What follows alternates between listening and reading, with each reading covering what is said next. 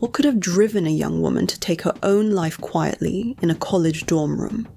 Why did an ordinary morning turn into a tragedy no one could explain? On March 29th, 2017, in the women's dormitory of a medical college in the city of Rajshahi, everything seemed normal.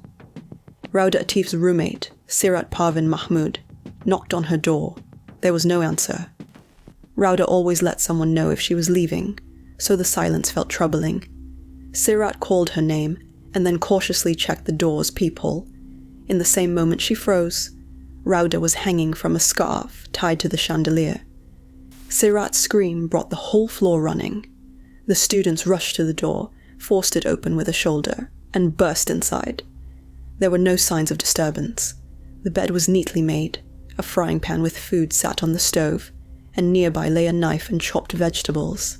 Every indication was that Rauda was preparing breakfast and had plans for the day.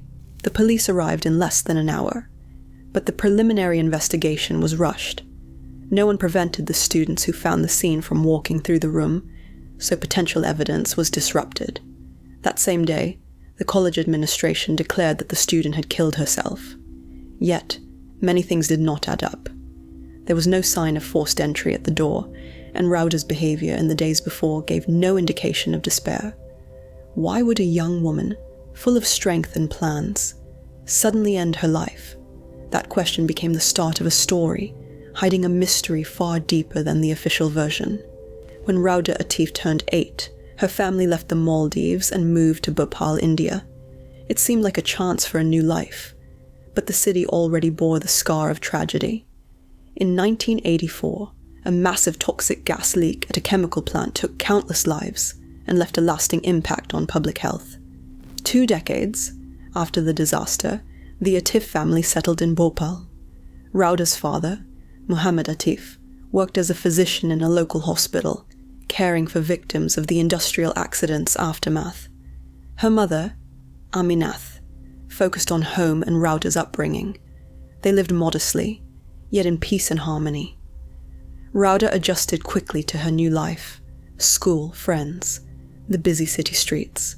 But Bhopal remained a place where life and death walked hand in hand. Conversations about illness, loss, and the heavy air were a regular part of daily life.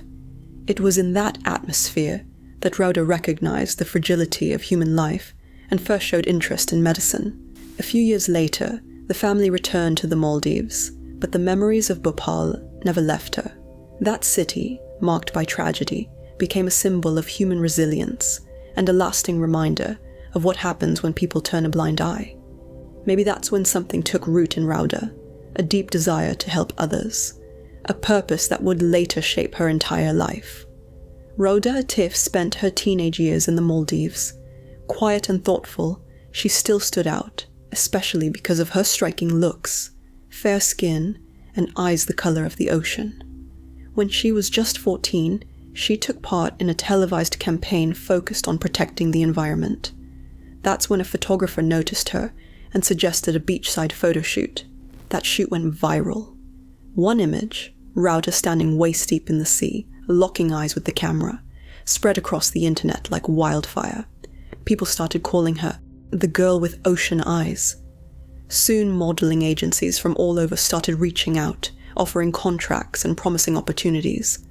Practically overnight, Rauda was thrown into the spotlight, from local magazines to international offers. But modeling was never her goal. For Rauda, photo shoots were just a way to earn money and experience a little independence. Her true passion was the medicine. She dreamed of becoming a doctor like her father, someone who could help people who couldn't afford proper care. Even when reporters began asking about her sudden fame, she made one thing clear. Beauty wasn't her mission. It was just something that happened. Her life changed fast. Attention, recognition, popularity, but Rauda stayed grounded. She remained focused on her studies, knowing full well that good looks could open doors, but they couldn't define her purpose. While others imagined her gracing runways, she saw herself walking the halls of hospitals, making a real difference. After receiving a scholarship, Rauda Atif moved to Bangladesh to begin her studies at a private Islamic medical college in the city of Rajshahi. It was her first time living abroad. She left behind the comfort of home, her parents, and her familiar freedom to chase the dream of becoming a physician. The college enforced strict rules. Female students lived in a separate dormitory inside the campus. All were required to wear the hijab and follow religious guidelines. Rauda tried her best to respect the customs and adapt. She never intended to challenge the norms. She just wanted to learn and stay focused on her goal. Still, even with her reserved behavior, Rauda stood out. Her looks, her poise, and the confidence in her voice sparked mixed reactions. Some admired her openness. Others saw it as defiance. In a tight-knit student community, small things got big fast. How she dressed, how she carried herself, how she spoke. People whispered when she was seen without her head covering, and for some, that was enough to start spreading rumors. Some of the other students began to confront her, telling her she needed to act properly. Out on the street, strangers would shout, telling her to follow the rules. At first, Rauda brushed it off. But over time, the pressure started to mount. People didn't see her as just another student. They saw her as an outsider, someone who didn't fully belong. To avoid relying on her parents financially, Rauda continued doing some modeling work on the side. She paid for her housing and covered all of her expenses on her own, which was highly unusual in an environment where a woman supporting herself was often seen as going against the norm. The attitude toward her gradually grew colder. She spent more and more evenings alone in the dorm, keeping to herself, avoiding conflict, and doing everything she could not to draw attention. Academically, she was doing well. But the constant pressure and unspoken judgment around her started to wear her down. Rauda began to understand that in this place, rules held more weight than individuality. Any small deviation was seen as a threat to the established order. She tried to stay calm, but for the first time, she felt the freedom she'd known back home was slipping out of reach. This marked the beginning of a new chapter in her life, a time when her pursuit of knowledge was constantly colliding with the need to defend her right just to be herself. In the fall of 2016, Rauda Atif's name appeared in the news again. Vogue India released a special issue featuring influential women of South Asia, and Rauda was one of them. On the cover, she posed without a hijab, her neck and shoulders visible. To a Western audience, the image was tasteful, even elegant, but within the more conservative circles of her religious community, it sparked outrage. The photo spread quickly online, and with it came a flood of criticism. Commenters accused her of immorality and disrespecting religious traditions. Some even went as far as to threaten her, demanding she issue a public apology. Back at college, things got worse. Both students and faculty began whispering behind her back. People who once talked to her started keeping their distance. Rauda did her best to stay composed. She explained that the shoot was part of a professional project, not an intentional challenge to religious norms. But few were willing to listen. To many around her, she now represented disobedience. Even those who had once been neutral were now avoiding her. Life at the dorm took another turn. Rauda became increasingly isolated. She stopped taking part in group events. Her appearance, her choices, and even her background became the subject of constant discussion. Some even went so far as to say she had damaged the reputation of the college. Support from the administration or her classmates never came. Any attempt to speak with instructors ended with the same advice: just act more modest. Under the growing pressure, Rauda began to feel completely isolated. Her calmness was seen as arrogance, and her silence was treated like an admission of guilt.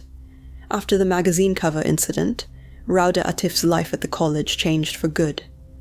Most students stopped speaking to her, and only one person, Sirat Parveen Mahmood, continued staying in touch. She was the same age as Rauda, and had also come from India to study. Their rooms were on the same floor of the dorm, and over time they formed what seemed like a friendship. At first, Sirat appeared kind and supportive. She helped Rauda with classes, walked with her to lectures, and often stayed in her room to talk. People around them assumed they were close friends, although there was always a quiet tension between them. Rauda couldn't quite explain why, but sometimes she noticed subtle mockery hidden in Sirat's words. Some students later recalled that Sirat often made snide remarks about Rauda, especially about her looks and popularity. As their relationship began to deteriorate, those small comments took on a more unsettling tone. Shortly before the tragic events, something happened that alarmed Rauda. She told her mother that her friend had offered her some juice, after which she felt dizzy and weak. She nearly passed out. Later, she found out the drink had been laced with a sleeping substance. After that conversation, Rauda confronted Sirat and told her never to enter her room again. This incident became the breaking point in their relationship. Rauda no longer trusted her and tried to keep her distance, but living so close made it impossible to avoid her completely. According to classmates, in the final days before her passing, Rauda looked tense and avoided conversations. Sirat, on the other hand, acted calm. She didn't talk about the conflict and showed no signs of concern. Later, she would become the last known person to see Rauda alive. What began as friendship ended in suspicion, questions that would never receive a clear answer. March 29th, 2017, began like any normal morning for Rauda Atif. The room was quiet and undisturbed. She woke up early, made her bed, took a shower, and got dressed. On the stove, there was a pan with food, next to it chopped vegetables and a knife. A jar of spices sat on the table. Everything suggested she was about to have breakfast and start studying. A few hours later, she was found lifeless. According to official reports, at the moment she was discovered, she was hanging from a scarf tied to the chandelier. The first police statement claimed it was a case of someone ending their own life. But to her family, and those who knew her, something felt off. Too many details didn't fit the story. When her father, Muhammad Atif, arrived in Bangladesh, he was taken to his daughter's room. He immediately noticed things that raised serious doubts. The bedroom mirror had fresh cracks. The glass on the desk was shattered. A jar of spices was knocked over in the corner, and items under the bed looked like they had been pushed aside in a hurry. In her father's opinion, all of this pointed to a struggle. After the official conclusion claiming Rauda Atif had taken her own life, her family decided to conduct an independent investigation. Her father brought in a team of specialists to review the findings of the authorities. The experts examined photos of the body and the autopsy materials they were able to access. Right from the beginning, they noticed serious inconsistencies. Specifically, the marks on Rhoda's neck did not match the type of injuries typically caused by a scarf. The shape of the bruising looked more like fingerprints, suggesting the possibility of manual choking. In addition, the position of the groove on her neck didn't line up with the angle of the supposed loop, which could indicate that she was first choked, and then the scene was staged to look like hanging. What caused even more confusion were the police statements claiming the marks on her neck were birthmarks. Her family strongly rejected that explanation. Her mother and father insisted her skin was flawless, without any such marks. Photographers who had worked with Rauda confirmed the same. In every photo taken while she was alive, there were no visible spots on her neck. Another inconsistency appeared in the autopsy report. The document did not mention any signs of a struggle, even though there were small injuries on her body and partially broken fingernails. The experts also noted the absence of indicators typically associated with choking by fabric. There was no saliva residue and no characteristic slanted groove. Independent specialists reached a clear conclusion. Rauda's death was the result of forced choking, not someone ending their own life. These findings directly contradicted the official version and raised serious doubts about the credibility of the investigation. For the family, this confirmed their fear that their daughter may have been the victim of a crime. However, despite the independent findings, the authorities did not change their stance. the official conclusion, death by self-harm with no signs of violence, remained in place. As a result, Rauda's story, in light of such blatant contradictions, became a symbol of a fight against a system unwilling to acknowledge the truth. After Rauda Atif's funeral, her parents began carefully examining everything related to her personal belongings and online activity. When they tried to access her social media account, they discovered something strange. One name had been removed from her following list, Sirat Parvin Mahmood. Only she was deleted, while all other contacts remained untouched. It looked suspicious. Several days had passed since Rauda's death, and her parents knew for certain that no one in the family had access to her account. The question arose, who could have logged in and removed her friend from the list? Later, Rauda's entire page disappeared from the platform. The account was completely deleted, including all messages and posts. Neither the police nor the college administration could explain how this happened. Investigators made no attempt to recover the data or request information from the platform. For the family, this became yet another sign that someone was deliberately trying to erase evidence. Rauda's friends confirmed that she was very active on social media, regularly sharing photos and chatting with relatives and colleagues. Even more alarming, the final activity on the account was recorded after her death, making it impossible for it to have been Rauda herself. Despite the family's request to check the IP addresses of the logins, the police did not respond, dismissing the information as irrelevant to the investigation. For the Atif family, the deletion of Rauda's social media account carried a much deeper meaning. To them, it wasn't just the erasure of digital data. It felt like a deliberate attempt to wipe away evidence and memories alike. That missing profile became yet another link in a chain of unexplained events, each one pointing to a troubling effort to cover up the truth. Her digital footprint had become as distorted as the official story of her death. The contradictions uncovered by the independent experts pushed Rauda's father, Atif, to demand that the case be reopened. On April 10th, 2017, he officially accused Sirat Parvin Mahmood of being involved in his daughter's death, pointing out that she was the last person to see Rauda alive, and that her behavior following the tragedy raised serious questions. Under growing public pressure, the authorities agreed to an exhumation. On April 24th, Rauda's body was removed from her grave, and a second autopsy was conducted. 3 independent specialists were brought in to assist, yet the final report once again echoed the original conclusion. Rauda had ended her own life. There was no mention of any signs of violence or struggle. For the family, it was a devastating blow. All the new evidence they believed pointed to foul play was completely ignored. Police offered an additional explanation. According to them, Rauda had been messaging a young man named Shahi. They claimed that the night before her death, the two had a phone call during which he admitted to being unfaithful. Supposedly, this was what pushed her to take such a step. But the family firmly denied this version. Neither her mother, father, nor her friends had ever heard of anyone named Shahi. Rauda had never mentioned being in a relationship. No messages, call logs, or digital records were found on her phone to back up the story, only deepening the family's doubts. Still, despite the clear inconsistencies, the authorities closed the case. Sirat faced no charges, and the family's complaints went unanswered. The legal process became a formality, just paperwork. The investigation was declared officially over. To the Atif family, everything felt like a calculated effort to bury the truth. The second autopsy, which failed to acknowledge the possibility of foul play, and the mysterious story of a boyfriend no one had ever heard of, shattered their faith in the system. The formal closing of the case didn't bring peace.